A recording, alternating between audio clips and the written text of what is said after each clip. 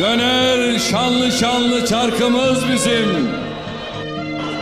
Gökten bir el yaşlı gözleri siler. Şenlenir evimiz, barkımız bizim.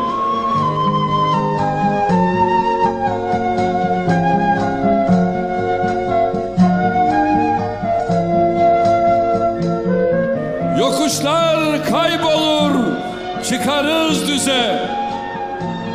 Kavuşuruz sonu gelmez gündüze. Sapan taşlarının yanında füze.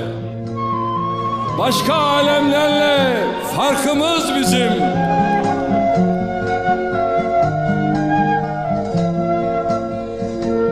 Kurtulur dil, tarih, ahlak ve iman. Görürler nasılmış, neymiş kahraman. Yer ve gök su vermem dediği zaman her tarlayı sular arkımız bizim.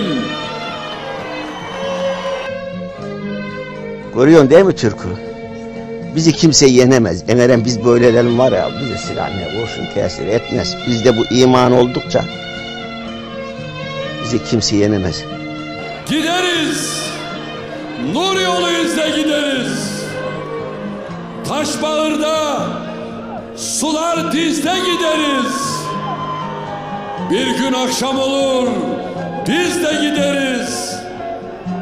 Kalır dudaklarda şarkımız bizim.